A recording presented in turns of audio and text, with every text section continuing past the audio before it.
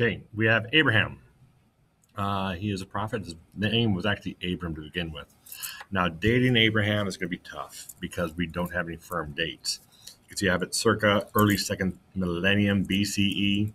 So anywhere from about 1700 BCE to about 2000 BCE. So it's about 3,700 years to 4,000 years ago. And even those dates could be off. We don't know. Okay, now part of the problem with Abraham and looking at any of these things are going to be your searches. How do you type your search in and what are you looking for? Okay, first one I typed in Abraham, and I don't remember how it came up, but Father of Faith came up, so I went there first. Okay, now when I look at these sources here, we have Abraham in Wikipedia. Okay, I stay away from Wikipedia. Now, a lot of times I might jump into Wikipedia to see what other topics there are to look at, or even to look at their sources. But I get out of Wikipedia quickly. But after that, we have Bible.org, churchofjesuschrist.org, jw.org, ignatius.com. Now, looking at these, they are all religious-oriented sites. And so I really couldn't take these as much of a history. So now we'll come back to that because they are history and they could be skewed. They could be biased. And so you got to watch out for that. JW.org looks like a Jewish organization.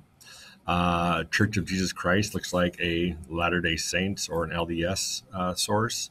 Bible.org, it's hard to tell from just looking at that, but it is probably a evangelical site. Ignatius.com is a Catholic site. Okay, and so just looking at those, you got to be careful. Now, there's 44.7 million topics on Abraham, the father of faith. And I'm not going to look at all of them. In fact, I barely go past that first 2 to 3 or 4 pages of documents. Now, Abraham Bible. Okay, if you just type in Abraham, you might come up with Abraham Lincoln. You come up with other things. So you have to narrow it a little bit. Now, Abraham from the Bible, he came up with 75.7 million hits. Now, the very first one again is Abraham. And it's probably even the same Wikipedia, everything Abram, Common Patriarch. It looks like it's probably the same site as the other search. But the next one down, we have Abraham, Facts and Significance in Britannica. Okay, Britannica is an encyclopedia website, so I find that one a lot more trustworthy. When you do your searches, frequently you'll need to type in different ways to find what you're looking for, to phrase it correctly. And so frequently I'll type in 3 or 4 or 5 different ways of trying to find out who this person is and narrowing it down or expanding if I don't get enough hits, what I am trying to find there. Okay, now when we look at these sources, again, remember we have 44 million sources on one, 75.7 million on the other. But actually, you have 2. Okay,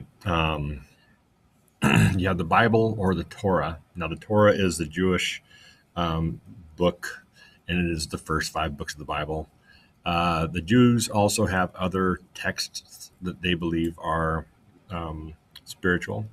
But when you look at the Bible, you got to ask yourself how much of that is history and how much of that is myth or legend.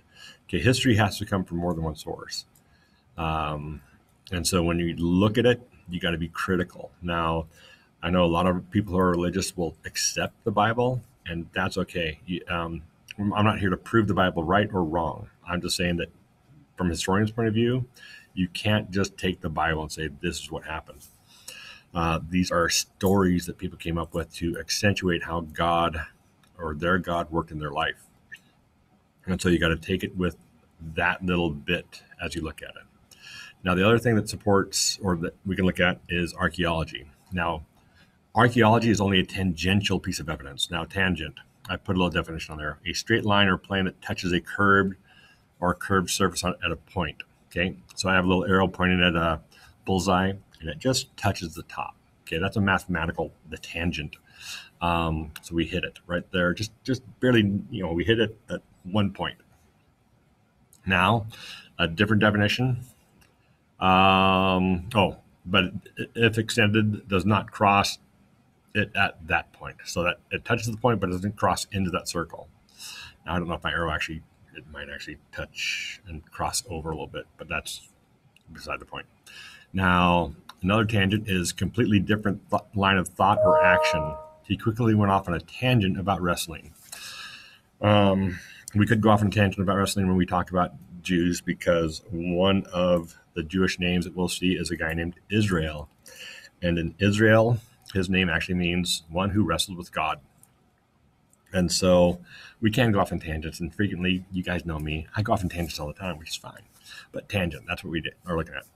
Now, the tangent, archaeology is a tangent or tangential evidence because it only touches on Abraham. Okay, and the evidence of archaeology, it has evidence that they have found of Jewish names and look in the locations that Abraham would have traveled through and the time that Abraham would have been around.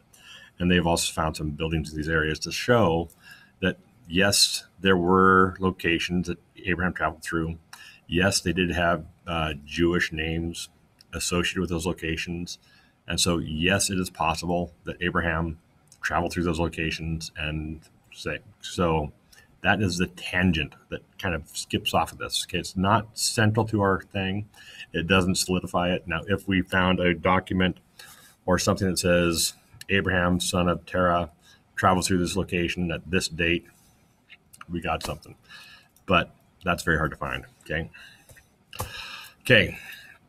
Abraham. We're going to look at Abraham's family tree here in a little bit. But Abraham came from Ur, Mesopotamia. And he actually travels all the way to Egypt. But his main location of residence is going to be Canaan. That's where he will live and die. Now, Abraham began his journey at 75 years old. Now, again, this is primarily from biblical sources. 75 is pretty old, especially in these time frames, right? Because we're looking at Egypt, and we've talked about it a little bit, but the average age or life expectancy was going to be about 15 for a lot of these people, because simple things could kill you.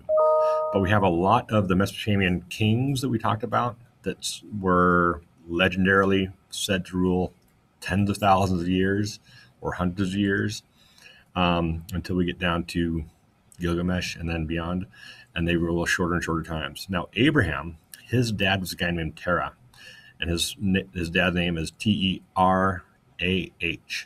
Now, Terah died at 205 according to the Bible, and Terah actually made the journey with Abraham from Ur to that town up at the north there, Haran. And when Terah died, that's where Abraham buried him, and he built a shrine to Terah and his death there. Now, if you notice too, Ur has a shrine to the god Sin. Mari has a shrine to the god Sin, and Haran has a shrine to the god Sin. Shrines are small little dedicated places of worship. They can be small, they can be large, okay, because it was a pilgrimage site to many of these locations. A lot of these locations would draw people in to worship the gods at certain times. I don't know if I told you guys this, but I went on a pilgrimage a couple years ago where I went from Portugal up to Spain. It's called the Camino. So I took the Portuguese way. Now, I'm not religious, but I did do it as a tourist type thing. Walked 180 miles from Porto, Portugal to Santiago de Compostela in Spain. Okay, so the Christians will have shrines, Japanese have shrines in Buddhism, and these ancient Mesopotamians had shrines too. Abraham would build shrines as well. And so when he traveled, he would build small shrines. And up there, he built a shrine to his dad or for his dad. Then from Haran, he travels down to Bethel. I already told you guys a little tangent off on Israel. Okay, El is a Canaan god, a Canaanite god. In fact, it's difficult to look at the name of God in ancient Judaism because we don't have the name of God nailed down very well. But El is thought to be one of the original God's names for the Jewish people. And so when you see that name Bethel, that is a town that has the name of God within it.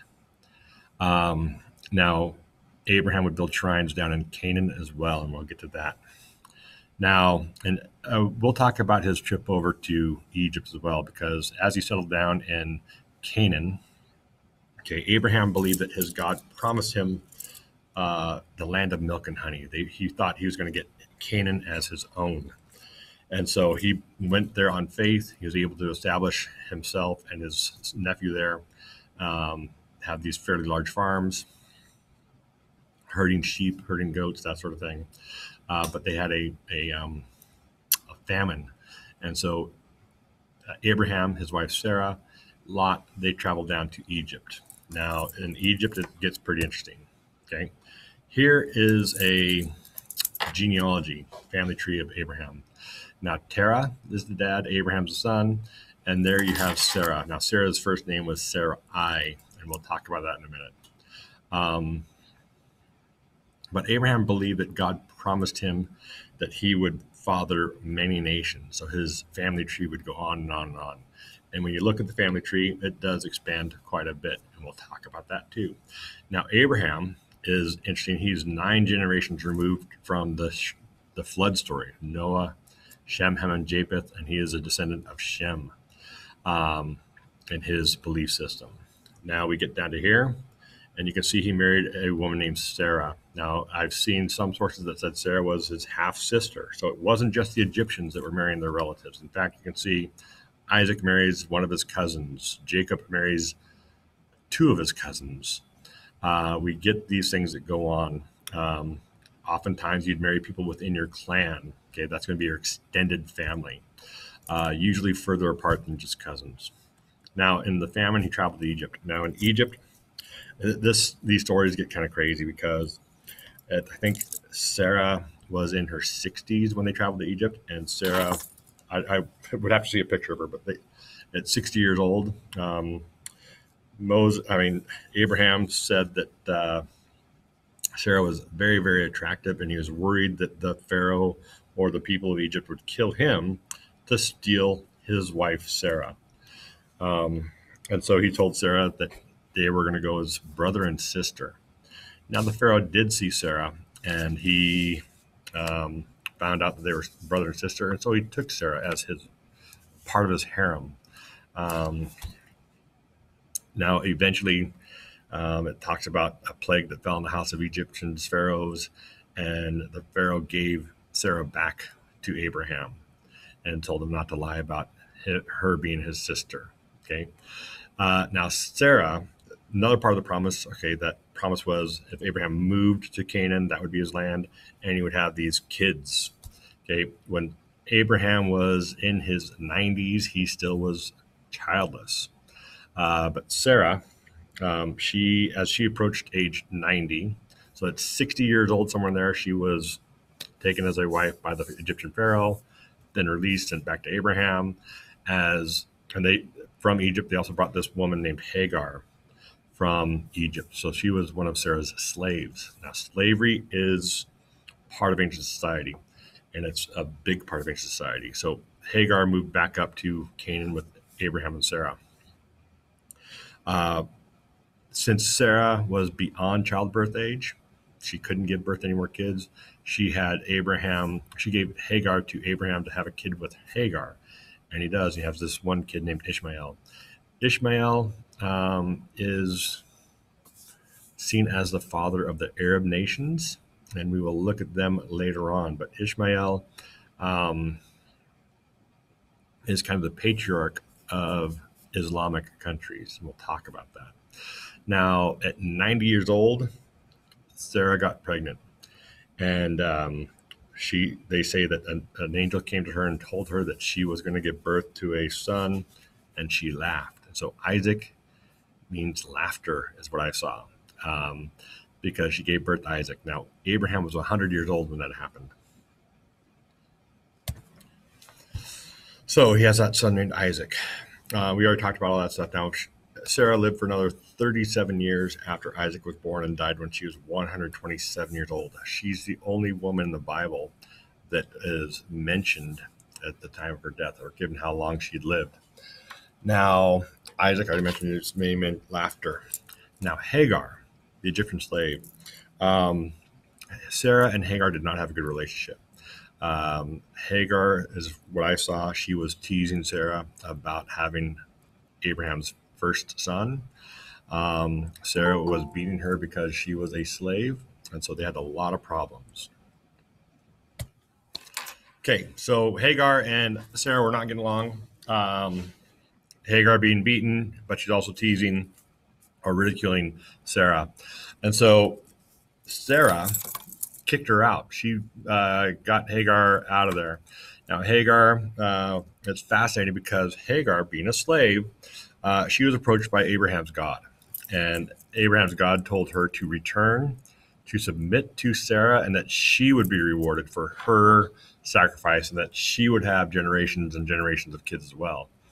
And so what that shows us is even slaves had value in this God's eyes. And so the God of Abraham would protect the slaves and would protect lower people. It also reveals that there were a lot of social structures that, the slavery was still part of it and not very good. We wouldn't think of it very nice. Now, there's a story that's shared in both Judaism and Islam and Christianity. But in Judaism and Islam, they believe that Abraham took his son. His God told Abraham to execute or sacrifice his son. And so Abraham took his son up to a mountaintop, built an altar, and held the knife up against the kid's throat, ready to kill him. And then an angel stopped him and said, nope, you don't need to kill your son because we're just testing you, a test from God.